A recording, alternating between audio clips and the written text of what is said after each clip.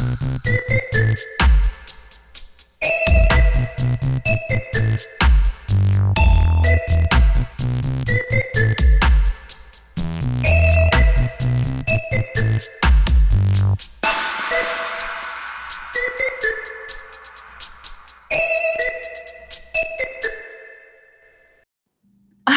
everybody.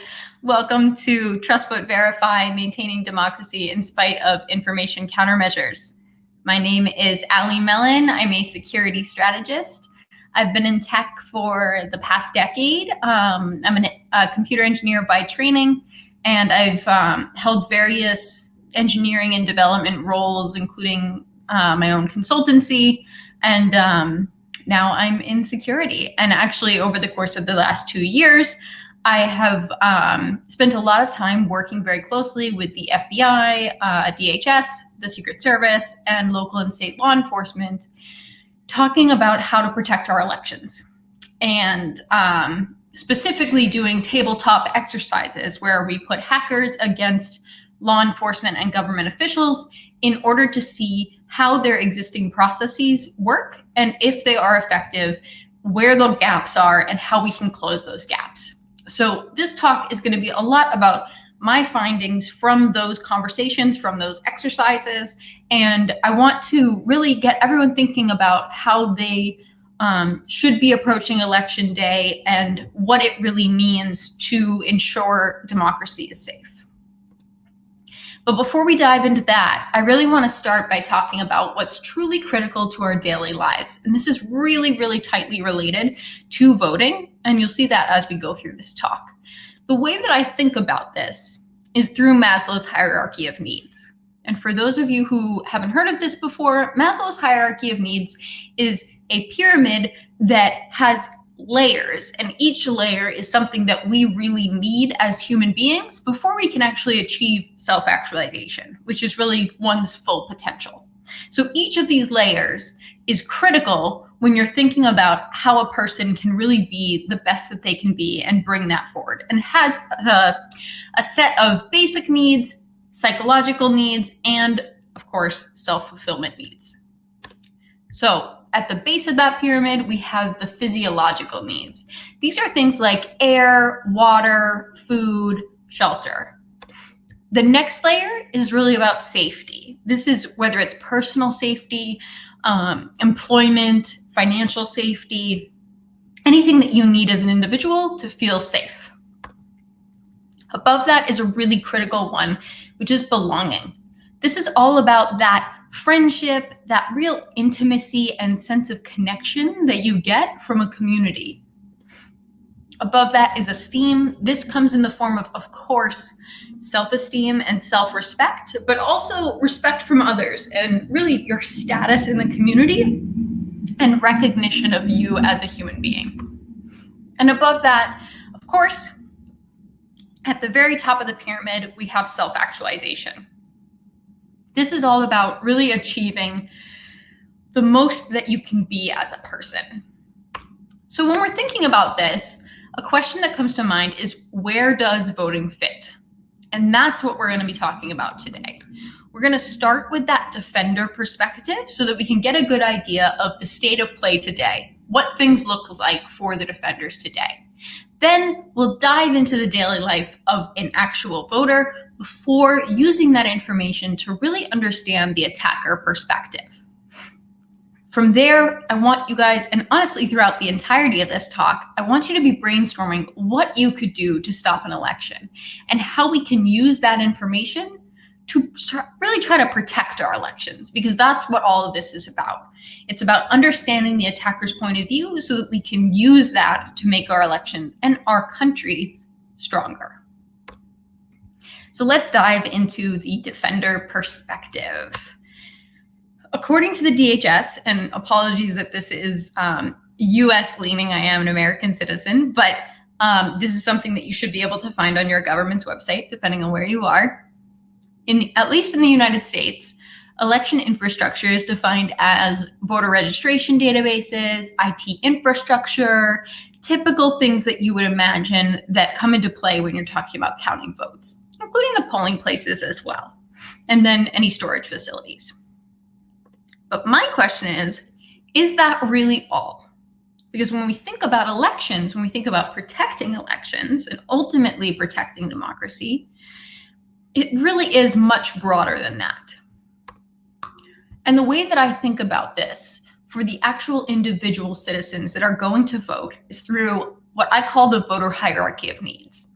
This is a pyramid, much like Maslow's hierarchy of needs, that encompasses all of the things that a voter needs in order to feel safe, secure, and prepared and willing to go vote.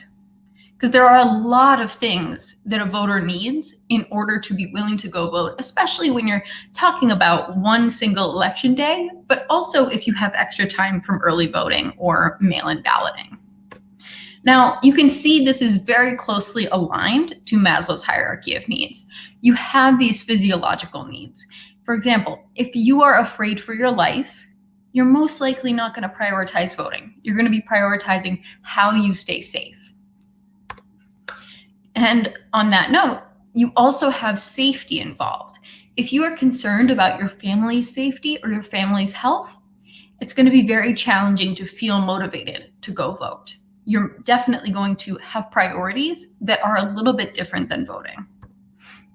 And of course, belonging is a huge one. And we see this in a lot of countries where if you don't feel like you're a part of the country that you're in or the community that you're in, you're much less likely to vote, because why would you give back to that community and try to make that community better if you don't feel like you're a part of it? The next is esteem. And this, as we've talked about, this comes in the form of self-respect and respect from others, but it's also about feeling respect for your vote, feeling like your vote matters. If you don't feel like your vote matters, then why would you go vote? You just wouldn't. And so it's really critical that each citizen feels their worth and feels that they are contributing to the process in a meaningful way. And then, of course, again, it all really does lead to self-actualization. And we're not just talking about being the best that you can be as an individual at this point. What we're really talking about is making sure that your country is the best that it can be, contributing to that process. So it goes to something that's bigger than the individual person, and it takes into account the country itself, and in a lot of cases, depending on where you are, the world. So this is what I call the voter hierarchy of needs. And this is why I asked this question: is that really all that there is to election infrastructure? Is it this limited definition that ties us to actually counting the votes? Or are there more facets that we haven't considered but should be considering? Because all of these become systems that we really need to protect and maintain in order to keep both faith in our elections and faith in our countries. Because they can also be systems that are a target. And we've really started to see this in high resolution over the past few years, but it's something that's actually been a target for a long time.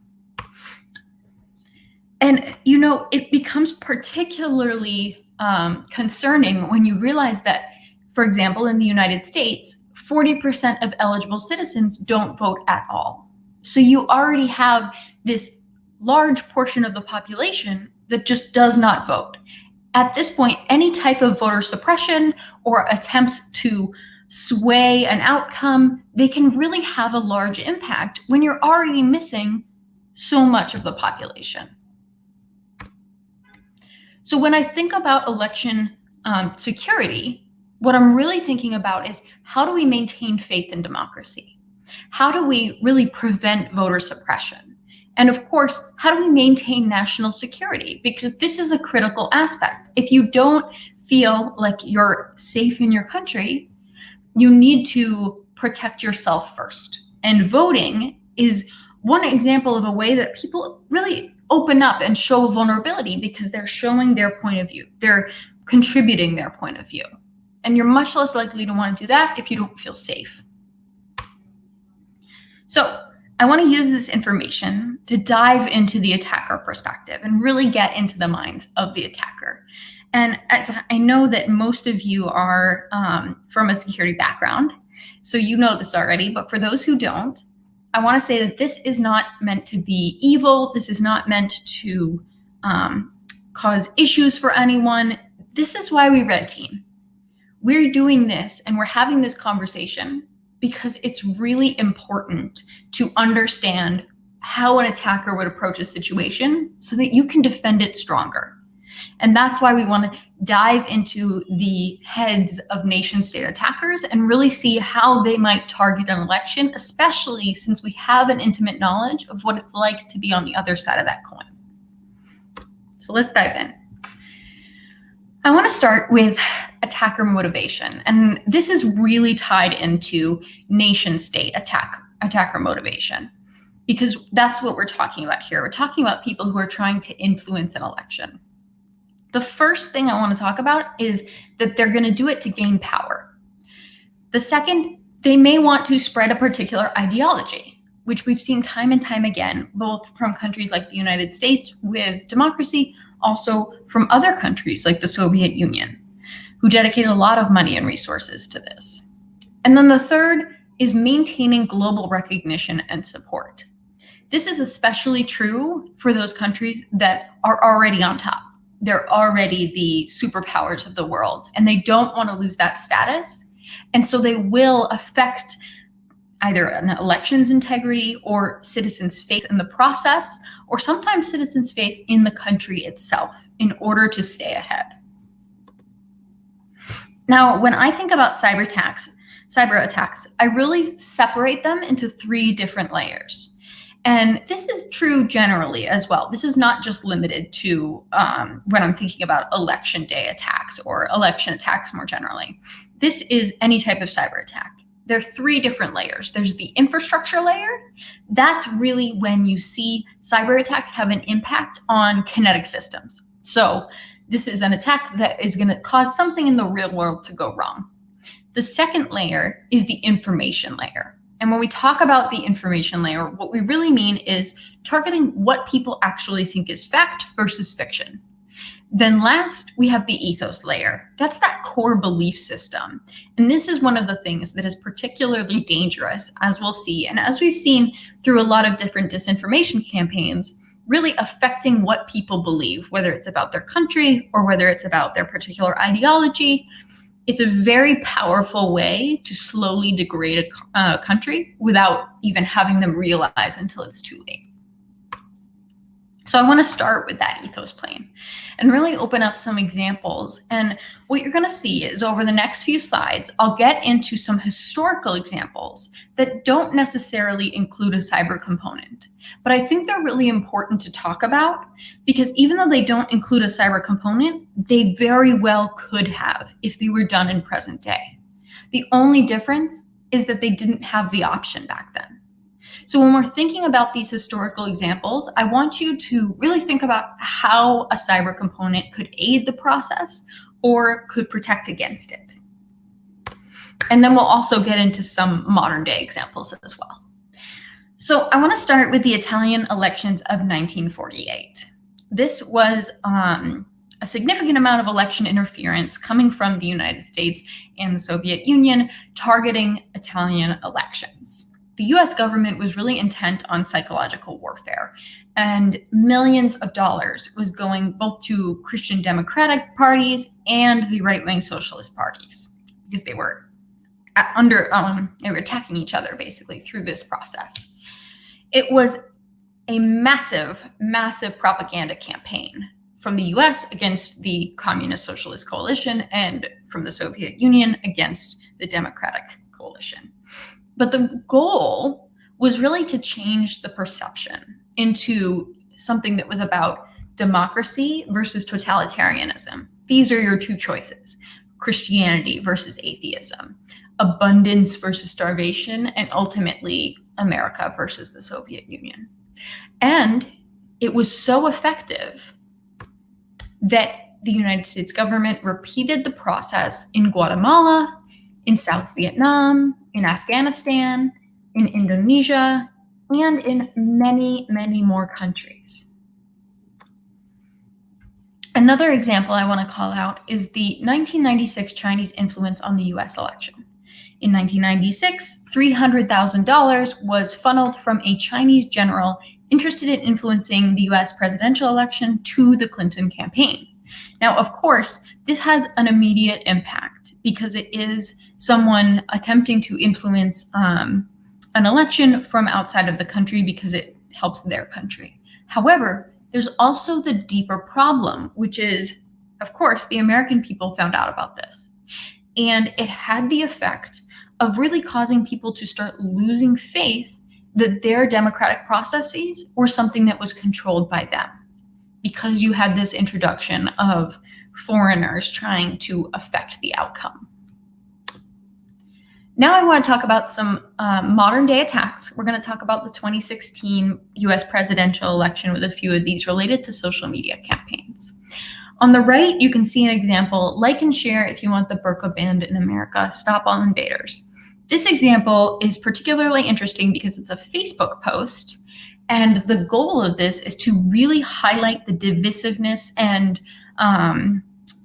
problems within the country. This is supposedly coming from an American account. Needless to say, it is not. It is someone who is in a different country or in some different place who is trying to just cause chaos and sow division within the country. On the left-hand side, you have an example of a Twitter post that is supposedly from the Hillary Clinton campaign saying that you can vote from home by texting to a certain number. Now you can see it has her face, it has her colors. It also has the Clinton campaign's logo in the corner. So it seems very real, but the reality is, at least in the United States, you cannot vote via text. This may be very convincing for people, especially in a time like right now when a lot of countries are under lockdown. And a lot of people don't necessarily want to go wait in a line to vote with potentially sick people. However, it's not a real way to vote, and it's a very easy way to get people to think that they can text their vote in and just be done with the process and not have to worry about it. And while I am very happy that, especially in the election that we had in the United States in the past 2 weeks, we've seen a real uptick in social media companies helping to fight disinformation online, we are still seeing some conversation go on about how this is a free speech issue. And I want to be clear with this because one of the points of this talk is to really highlight the fact that election security is not just a government issue. And it's not just a social media company issue. It's not just a critical infrastructure issue. It's an issue for every individual in a country, no matter what type of process you have, if it's democratic or not. The bottom line is every person needs to be working towards keeping this safe if we're going to succeed, because there are too many forces at play here that if you don't have everyone stepping up and stepping forward to do the right thing, we're not going to be able to stop this threat.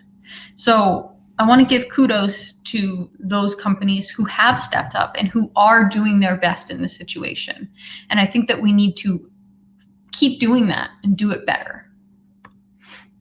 Now, I want to dive into the information plane. Again, this is targeting what people believe and what they really think is true, is fact, versus just a lie. And I want to start with one that hits close to home for me, of course. It's actually the foundations of America. So America was actually founded on the premise of a conspiracy theory where the British were trying to enslave us. Sam Adams argued that Britain's taxations were part of an elaborate conspiracy to eventually enslave American colonists. He actually spread that and other early disinformation through pamphlets and speeches that had information that he knew was untrue. And he also used the Boston Massacre to further this effort.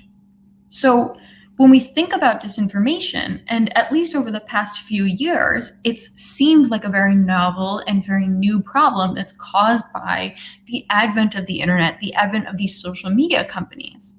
The reality is that this is not new. This is not a new problem. This is a very old problem. And when we're thinking about disinformation, we can't just say, oh, it's social media's fault, or, oh, it's the internet's fault. This is a people problem, and we need to address it as a people problem. The other thing that I want to talk about is the CIA and the propaganda asset inventory.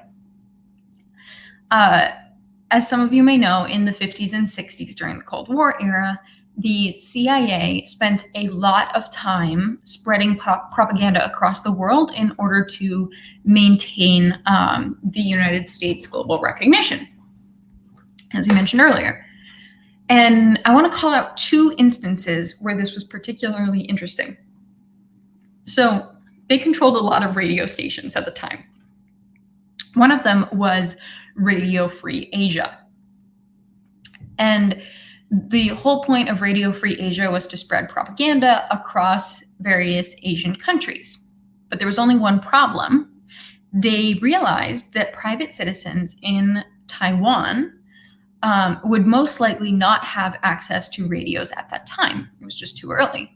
And so in order to reach them, because they were a very important group, in order to reach them, they actually tied radios to balloons and tried to fly them over to Taiwan to make sure that private citizens would have access to the radio, and thus the propaganda. Needless to say, the radios never made it. The wind took them away in the wrong direction. But it's an interesting story that shows how, even at that time, they were looking for ways to communicate that could go further and that could still appear to be legitimate. Like, you wouldn't think that a radio station was necessarily trying to send propaganda your way, but really it's just another form of disinformation. And then the second one I want to talk about is a magazine that the CIA had control of, which was called Forum World Features. And what they would do is they would place propaganda articles in this magazine. Now, the magazine actually ended up getting distributed to the United States as well. And so the CIA had to be very careful not to place false stories in the US version, but still to place the stories they wanted in the versions that were going to the countries they wanted it to. And then the last example I want to call out with this is from 1976 to 1982. It was very hard to get rock music in Moscow at the time. Especially things like Elton John and the Beatles, except for through this one radio station, which was controlled by the United States. And so they would funnel in rock music, and then it was actually followed by quote unquote editorial content, which Soviet authorities considered disinformation. I also want to talk about an example from 2014, so fairly recent, in Ukraine and the elections there. So on May 21st in 2014, this was about 4 days before the election, attackers actually compromised the CEC network. And now the CEC network is the official election network where a lot of people would go to find out information about the election, to find out how the votes were scoring up, like how they were coming out. And so this immediately, if that website is attacked and is taken down, which it was for, I believe, 12 hours, you automatically start to lose faith in your government and faith in the validity of the election, because all of a sudden vote counting has been disabled for at least 12 hours. And of course, all the news sources are going to be reporting this. Everyone is going to be hearing about this. It immediately raises fears that this may have affected the outcome of the election. But then, 4 days later, on election day, there was a denial of service attack on that same website. And 12 minutes before the polls were supposed to close, attackers actually posted a picture of the former leader of the right sector on that website, claiming that he had won the election. It was then immediately shared by Russian media. And what I find interesting about this is that, first of all, it's very hard to attribute this to a particular person or a particular group. Second, it uses an interesting combination of a denial of service attack with spreading disinformation through a trusted source, and then the immediate sharing and virality of that information through Russian media sources. Now, I don't think it's too far of a reach to presume that this was an attack by Russia. However, actually being able to attribute it to them is a different story. And what action do you take, even if you are able to attribute it to them? I also want to look at some attacks on the communication space. This is again from the 2016 election. On the right-hand side, you have an example from what supposedly a group affiliated with the government telling this person, this voter, where to go vote and the hours of the polling place. Now, on a normal day, I would think that this was so helpful and so nice. They actually texted me my polling location. I don't have to look it up. But in reality, this is not a real address for a polling place. And if someone goes there, they're going to be very confused because it's not a legitimate polling place. And so I want you to imagine if you thought that you got a nice, helpful text from the government giving you the address of the polling place, and then you went there and there was nothing there. A lot of people will be frustrated by that scenario and may not even want to look up where the actual polling place is, may not have time to if they have to go to work. And so these are the things that we need to be thinking about and be prepared to handle. Then on the left, you have an example of a text message that's supposedly from President Trump telling people that their ballot has not been submitted and really trying to shame them into going to vote. This is not a text from President Trump, of course. This is not a text that's affiliated with this campaign. This is just someone trying to shame a certain person to vote in the election. Now, I want to also talk about one example or one group of examples that I find really fascinating, which is in that infrastructure plane. Again, that's that physical kinetic impact. I'll start with the assassination of Lumumba. This one I think is particularly important to talk about because even though it, again, does not include that cyber component, it's a historical example that really would have been aided by the addition of a cyber component. So in 1960, the Democratic Republic of the Congo became an independent nation, which is a big deal. They also voted in a prime minister, which was Lumumba. He was assassinated 1 year later.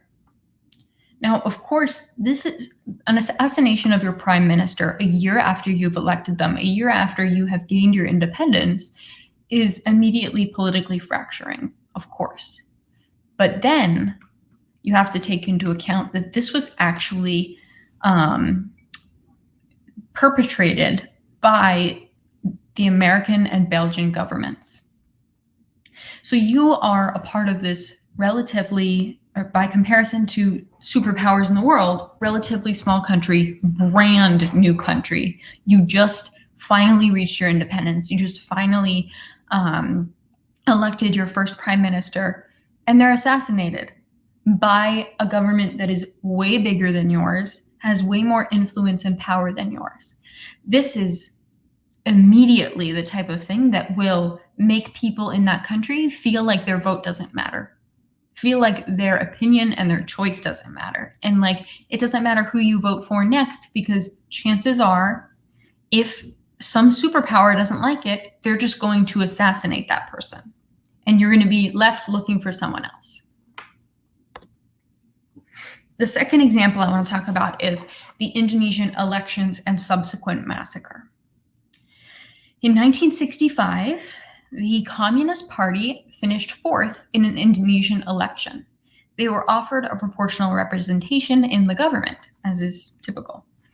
However, this was not considered to be in the interests of the United States, and they secretly supported the purge of suspected communists.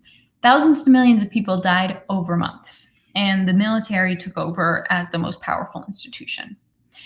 So the way that they did this was through sending messages that were purportedly from people inside of the country, but they actually weren't, sending messages to people within the government there and within the military there in order to get them to rise up and purge all of these communists. This is horrifying, of course, and it obviously killed a lot of people, thousands to millions, but it's also terrifying for those people who are still left after this is over. Who is sharing their opinion or voting freely after something like this happens in their country? Even if they don't know that it's being egged on by a superpower, it's still the type of thing that when it happens, you go from potentially talking about your point of view, talking about whether or not you agree with certain things that potentially communists are choosing to do. And now you have no desire to talk about this because it could mean literally your death. And that's what we're talking about when we're talking about that safety component. I also want to talk about the Bronze Night. This was in 2007 in Estonia. Now, this isn't specifically election day, but it is a really important example because it combines a lot of different elements, including a cyber component. So the Bronze Night was a day where Estonians decided to move a Red Army soldier. The government decided to move a Red Army soldier to a Soviet cemetery.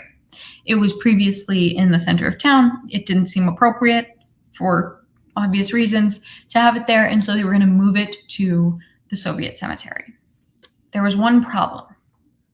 Fake news immediately began to spread through Russian news reports claiming that the statue and Soviet war graves in the cemetery were being destroyed.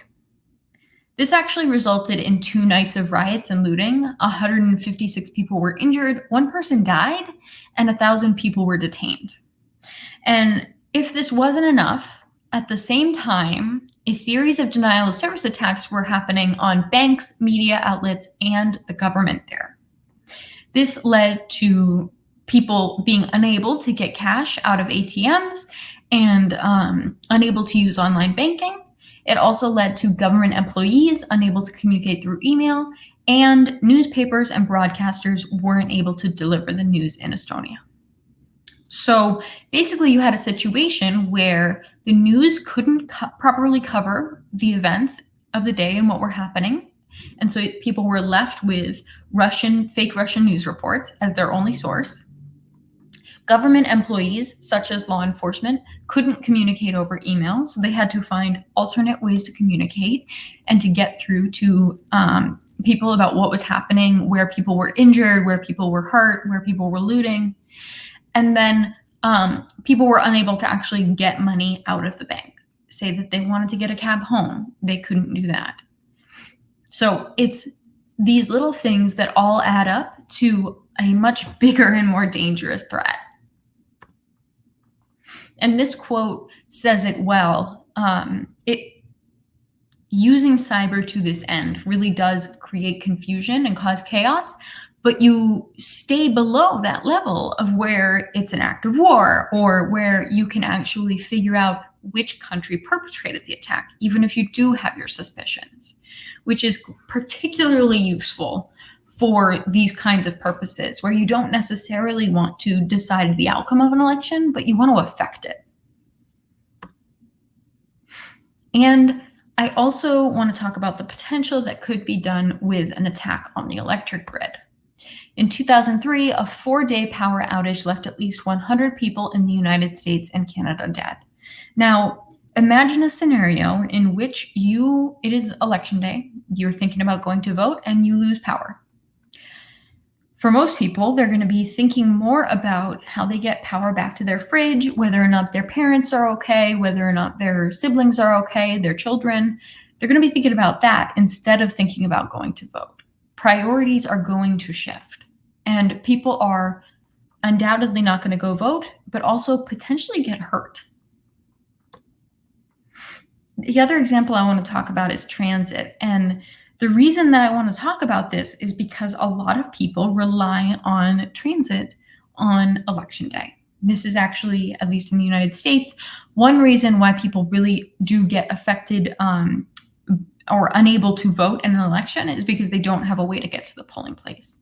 So imagine it's a regular day, not a pandemic day, and you go to work and you take the train into work.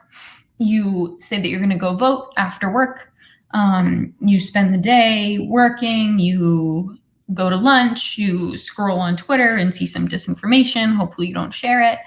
And then you work for the rest of the day and you go to the train to get to your polling place and then go home. But the train is shut down because of a ransomware attack. Now, in this situation, are you going to be thinking about going to vote, or are you going to be thinking about how you're going to get home, if you're going to have to pay for an Uber, how frustrating it is that you can't actually use the train? These are things that can have an impact on whether or not people go and decide to vote.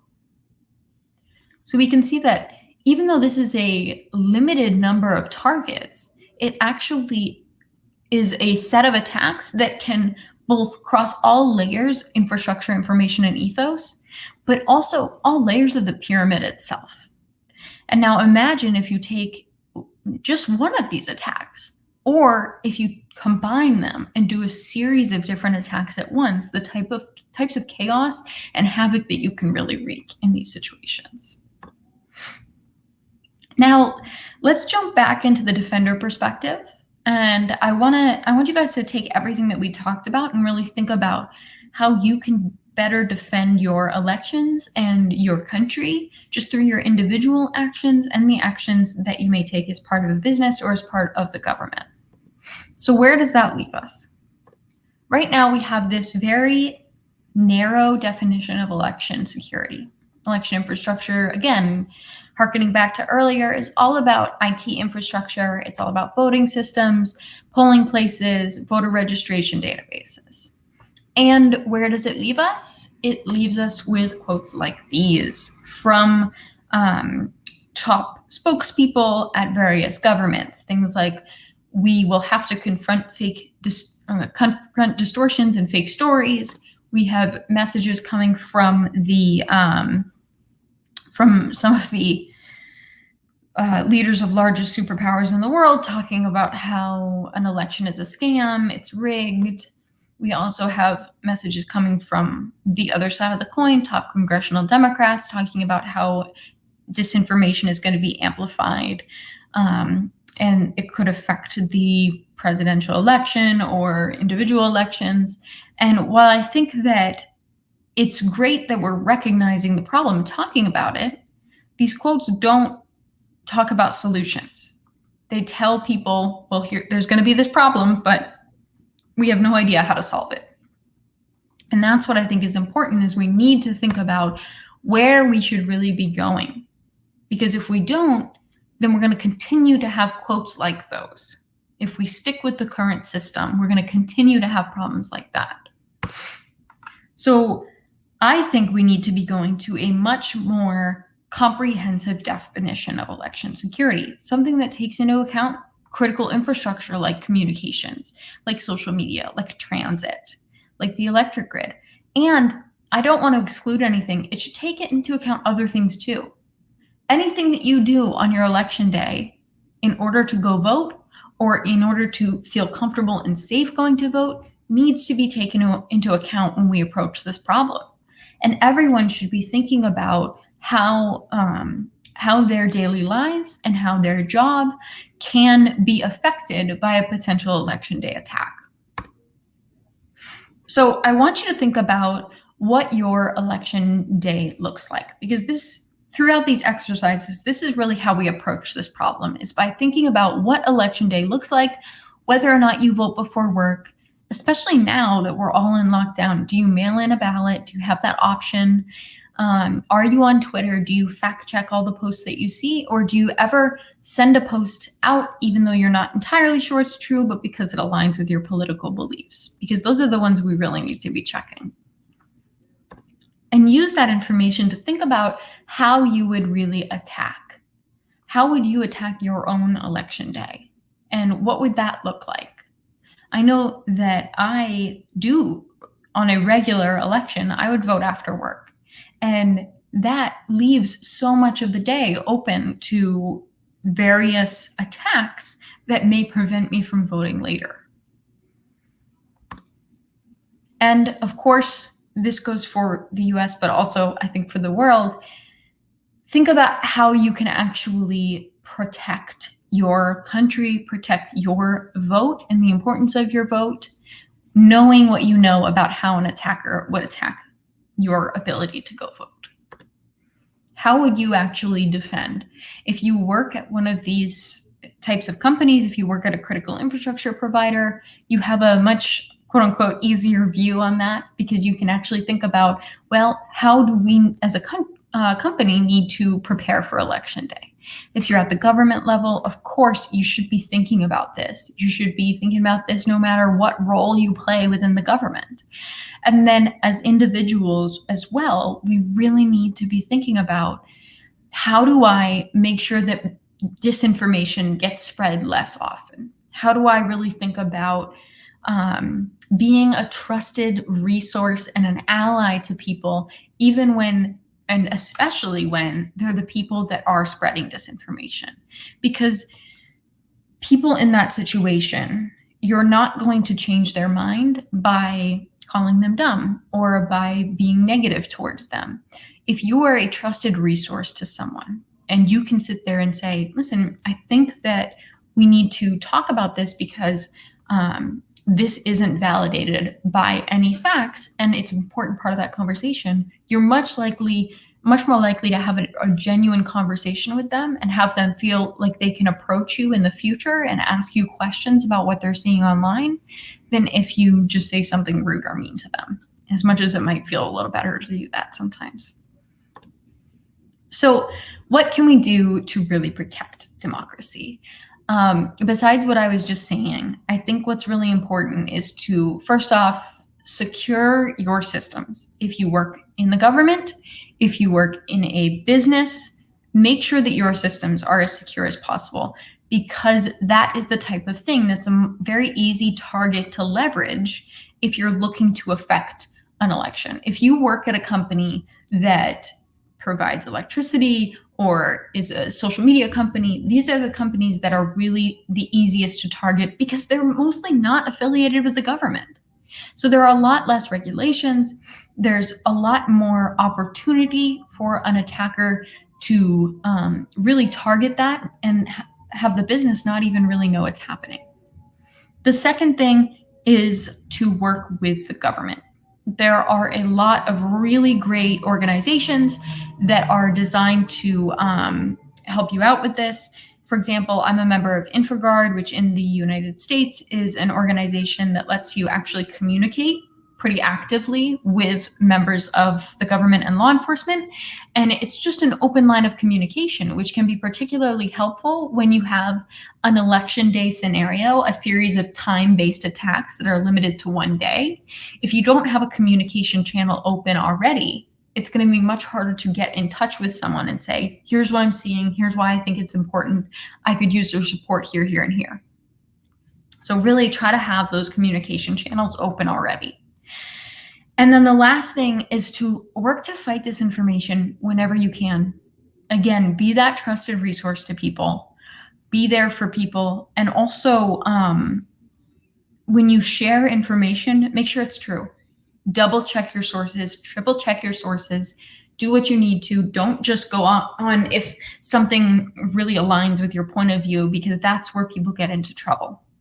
And I also want to say securing your systems applies to your business or government, but it also applies to yourself. Now, I actually wrote a white paper on this, which you can feel free to go download. It's completely free. There's no required email wall or anything. You can just go download it from that link. It has a lot of what we've talked about today, and also some other thoughts that I have on election security. And yeah, I want to say thank you guys so much for attending my talk. I hope that you're having a great conference, and feel free to reach out to me. There's my email, and I'm also on Twitter at HackerBella if you want to chat more.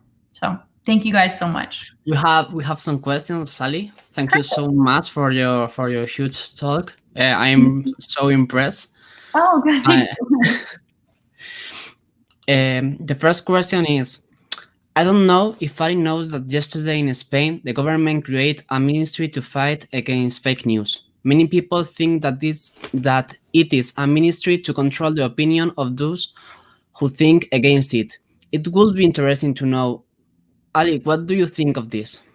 I love this question. I think this is a fantastic thing to bring up because this is something that I actually get asked a lot. And what's important to know here is that, one, I don't think that necessarily having a government ministry is the right approach to this problem, because I agree it really does raise an ethical question.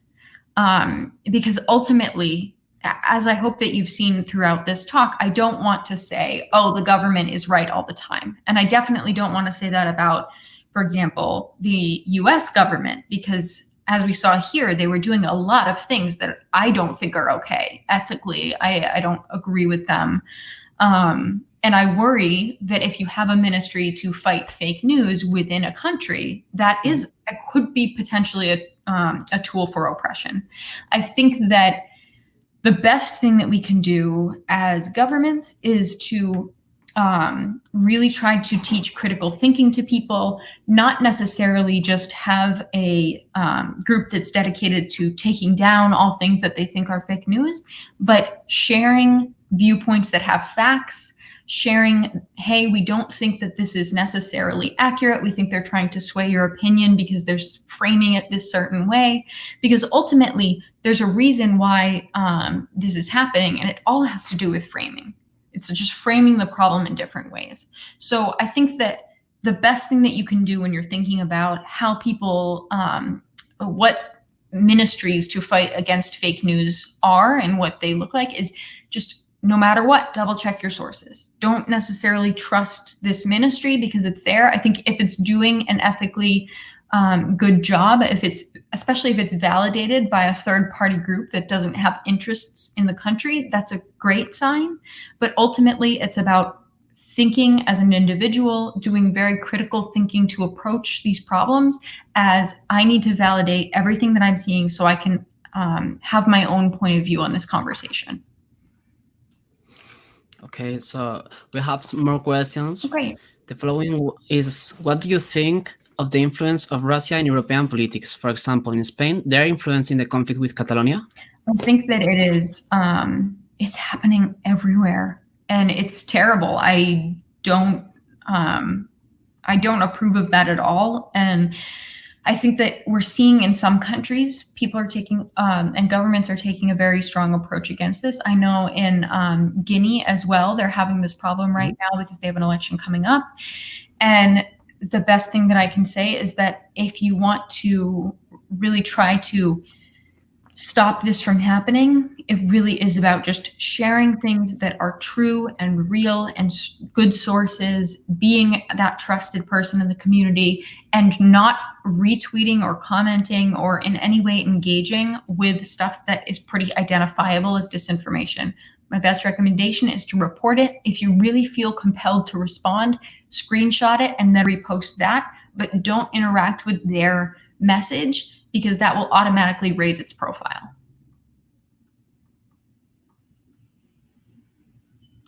We have one question more, that is, how would you stop people from spreading fake news, for example, in WhatsApp chains? Yeah, because you can't stop them from spreading it. And that's why I'm saying this is why it's so important to be a trusted resource to people, is because you're not going to stop them from spreading fake news just by calling them out on it. You need to say, hey, I'd love to have a conversation with you about this. I have a very different perspective and I'd love to hear you out. Because oftentimes they're sharing this because they have some fear of what's happening in the situation. They feel like their point of view is not being heard. They feel like they're being left behind by a particular group. And when you get to the core of that, then you can really start to build a relationship with them where they start to kind of come out of that phase. I highly recommend a book called Nonviolent Communication, which is all about really being able to talk to people who don't necessarily agree with you or who you don't necessarily agree with. And I think that that's the best way. Alternatively, if it's a bot, report it. Just report it. We have to just be really diligent. For example, if I think in my mom sometimes send me a WhatsApp with images that people send to her, and well, I like her a lot of people. So I when I try to make people force them to contrast what they're seeing, it seems like there's a need for education in constructing sources, because I we believe what we get at the first time as society. That's my impression right now. For example, in my in Spain and what I see. Yeah, no, it's definitely challenging. There have been studies on this actually that show that I think this is fascinating. Millennials are less inclined to believe an initial source because they have spent so much time in the digital realm, and they've like had to deal with so many lies being thrust in their face all the time. And I think that it really is just like about approaching things with more than one source and just doing the best that you can to really check before you accept anything. But it's exhausting. Yeah. Well, I don't know if there are more questions, or we have like 10 minutes, but if there are no more questions, we can just end. Or if you want to recommend some books of readings to the people. Yeah, sure. I have one on my shelf. Which one is it? There's a book on information countermeasures that I can't remember the name of. Oh my gosh, I lost it. But definitely the white paper that I wrote is a great source. I wish I could remember the name of it. I've completely lost it. I will think of it, and Well, the people could follow you on Twitter, and you could later post the name. There.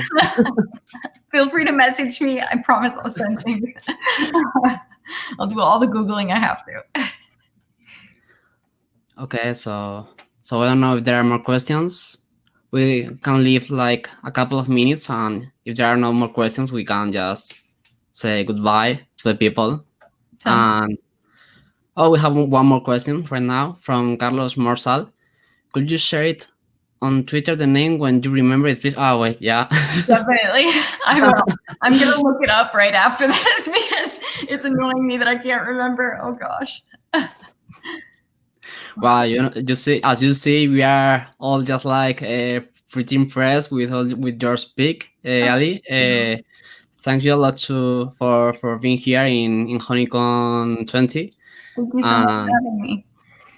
And we hope we can collaborate with you in more events. So thank you a lot, and well, so we can leave these people ask the question they want you directly through Twitter, and they will be expecting the book name. Sounds good. As I am. Awesome. Thank you so much. Well, thank you so much, Ali. Bye now. Bye-bye.